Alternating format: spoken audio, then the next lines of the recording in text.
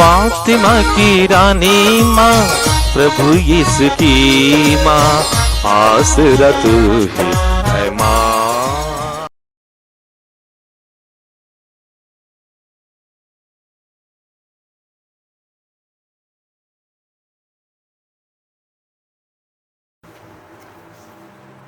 पहला पाठ प्रज्ञा ग्रंथ, अध्याय 7, पद संख्याएं 7 से 11 तक। मैंने प्रार्थना की है और मुझे विवेक मिला। मैंने विनती की है और प्रज्ञा का आत्मा मुझ पर उतरा। मैंने उसे राजदंड और सिंहासन से ज्यादा पसंद किया और उसकी तुलना में धन दौलत को कुछ नहीं समझा।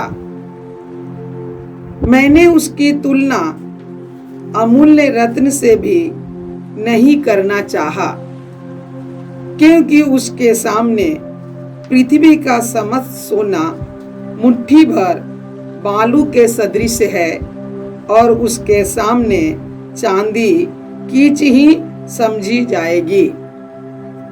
मैंने उसे स्वास्थ्य और सौंदर्य से अधिक प्यार किया और ज्योति की अपेक्षा उसे ज्यादा पसंद किया, क्योंकि उसकी दीप्ति कभी नहीं बुझती।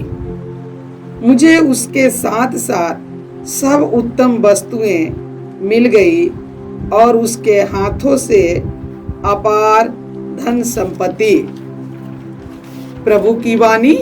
ईश्वर को धन्यवाद। भजन अनुवाक्य। हमें अपना प्रेम दिखा जिससे हम आनंद मना सकें। हमें अपना प्रेम दिखा जिससे हम आनंद मना सकें।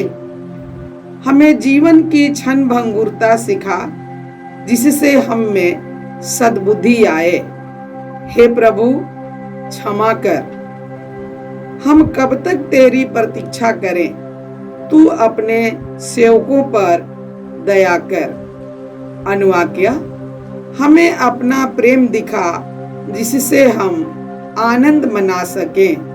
हमें अपना प्रेम दिखा जिससे हम आनंद मना सकें।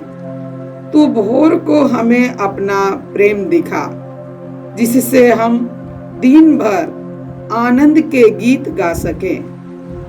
दंड के दिनों और विपत्ति के वर्षों के बदले हमको भविष्य में सुख शांति प्रदान कर। अनुवाक्य। हमें अपना प्रेम दिखा जिससे हम आनंद मना सकें। हमें अपना प्रेम दिखा जिससे हम आनंद मना सकें। तेरे सेवक तेरे महान कार्य देखे और उसकी संतान तेरी महिमा के दर्शन करें।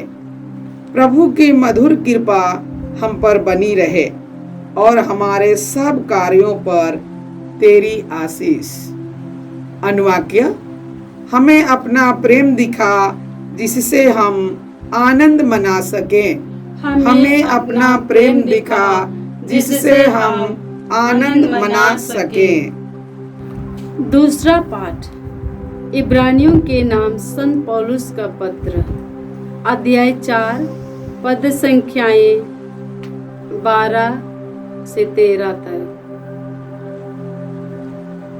ईश्वर का वचन जीवंत, सशक्त और किसी भी दुधारी तलवार से तेज है। वह हमारी आत्मा के अंतरतम तक पहुंच जाता है और हमारे मन के भावों तथा विचारों को प्रकट करता है। ईश्वर से कुछ भी छिपा हुआ नहीं है।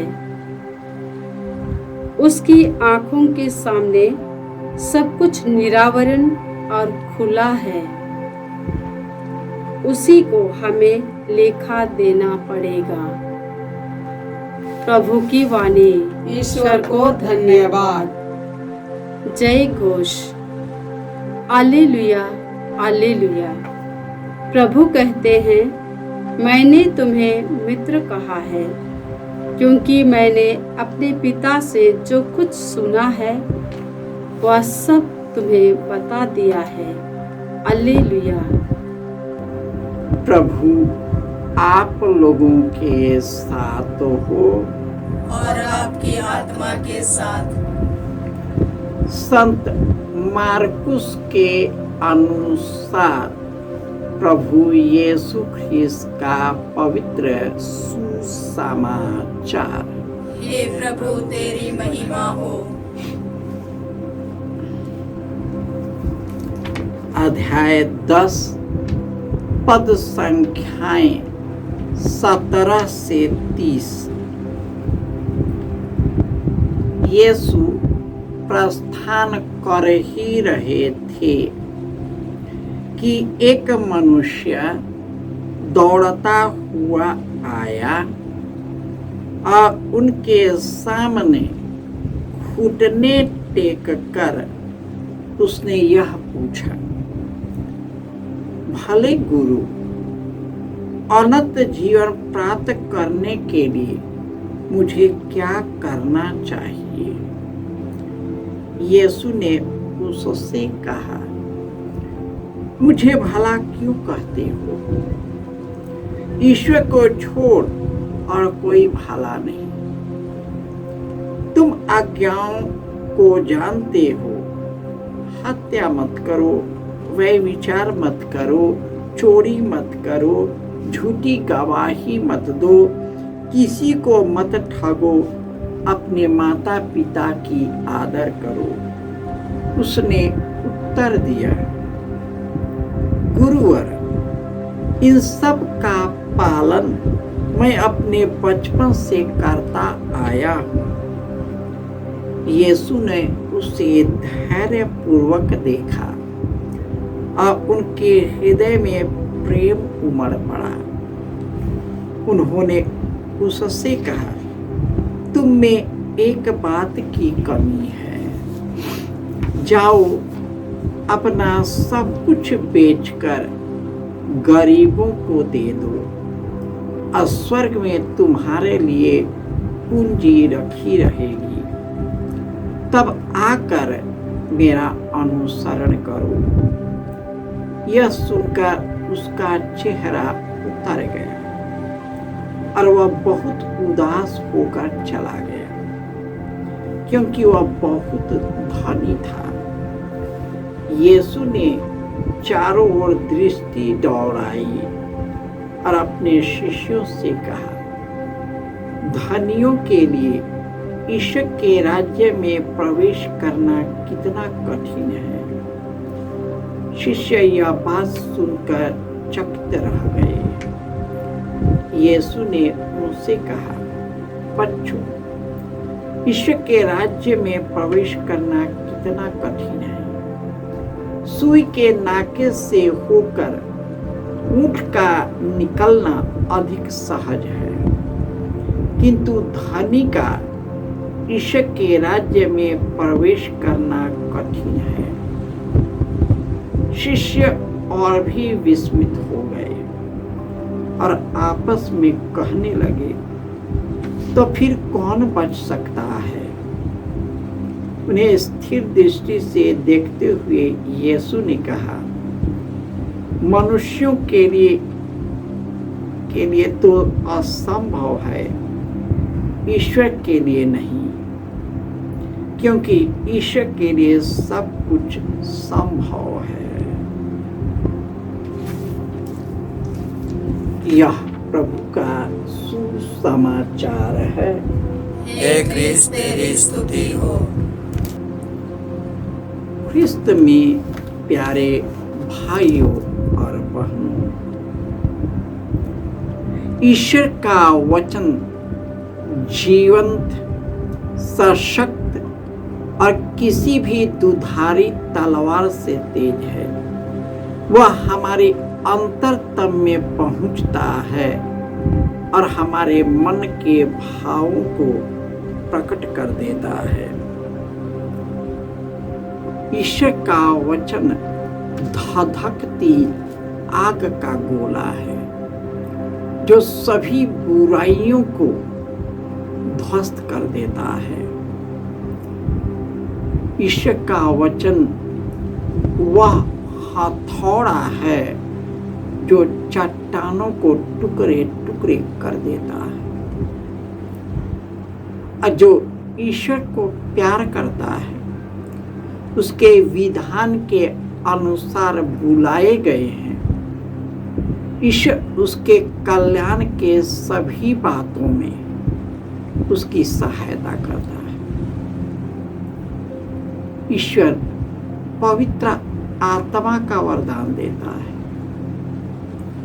पवित्र आत्मा हमें आध्यात्मिकता की ओर ले जाता है,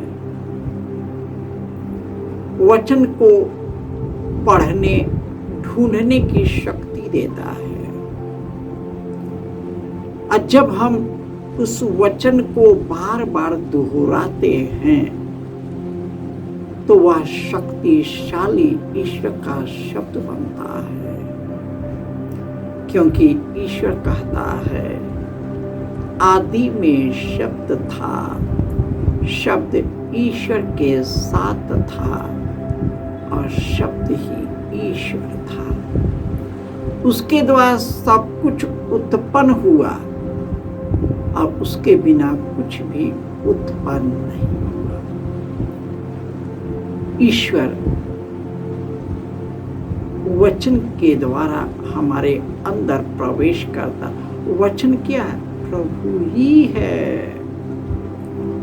ईश्वर ही है। वही हमारे अंतरतम में प्रवेश करता है और हमारे अंतर के भावों को निकाल देता है।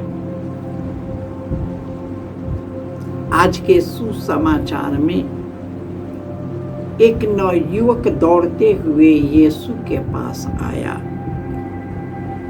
उसने घुटने टेक कर अनुनय विनय करने लगा कि भले गुरु, अनंत जीवन प्राप्त करने के लिए मुझे क्या करना है? यीशु पूछते कि संहिता में क्या लिखा है? तो उसने कहा कि हत्या मत करो, व्यभिचार मत करो, चोरी मत करो, झूठी गवाही मत दो, किसी को मत ठगो, माता पिता की आदर करो। कहा कि प्रभु ये सब तो मैं बचपन से करता है। ईश्वर ने उसे बड़े प्रेम से देखा। उसने कहा तुम में एक चीज की कमी है, तुम अपना सब धन संपत्ति बेच दो और गरीबों को दान करो। हम मनुष्य इसी संसार के चीजों से रम गया है। यदि ईश्वर के स्थान पर संसार का चीज आ गया, धन आ गया, पैसा हो गया, जमीन आ गया, मेरी जिंदगी आ गई, पदवी हो गया, नौकरी हो गया, ईश्वर हट जाएगा।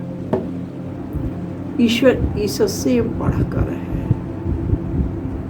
और जो ईश्वर को प्यार करता है उसको स्वर्ग और पृथ्वी की महिमा प्राप्त होती है, जो महिमा इस दुनिया की प्रतिष्ठा से कहीं बहुत ज्यादा है। मनुष्य इस संसार में आते आते सांसारिकता में बह जाता है, बुरी संगति में फंस जाता है, लोगों की बात ज्यादा मानता है, ईश्वर की बात कम सुनता है। ये हमारी स्वभाव है कि हम ईश्वर की नहीं सुनना चाहते। हम जाते भी है तो अपना सुनाकर चले आते हैं। यीशु तो बोलना चाहता है, अपना वचन देना चाहता है, सुनने को तैयार नहीं, जानने को तैयार नहीं। क्योंकि जब हम सांसारिकता में बहते हैं, हम बुरी आत्मा के वश में होते हैं। जब यीशु के साथ होते हैं तो पवित्र आत्मा की शक्ति हम पर आता है। संसार में बुरी आत्मा, यीशु के साथ पवित्र आत्मा। और जो पवित्र आत्मा जो उतरता है हमें आत्मिक शक्ति और सामर्थ्य से भर देता है। उसके सामने हमारे जीवन का सब दुख तकलीफ नगण्य है। और यीशु कहते जो मेरे नाम के कारण अपने माता पिता भाई बहन संगे संबंधी रिश्तेदार जमीन जायदाद यहाँ तक अपने जीवन को भी अर्पित करता है उसे 100 गुना मिलेगा और 100 गुना चुनौती भी मिलेगा। लेकिन वह इस दुनिया को जीत लेगा। हम इस दुनिया में विजय होने आए हैं। क्या चीज पर? लालच, स्वार्थ, घमंड, अहंकार और बड़कपन, बुराई करने की प्रवृत्ति, अपने को महान बनाना, लोगों को तुच्छ मानना, ईश्वर में विश्वास नहीं करना, अपने को ही ईश्वर मान बैठना और कुकर्म पर कुकर्म करता जाना। लेकिन जब प्रभु हमारे लिए आए, 2000 वर्ष पहले हमारे दुखों को अंत किया और वह आज के दुख को ले चुका है। अब उनके घावों के द्वारा हम सभी भले चंगे और स्वस्थ हो गए हैं। जय यीशु।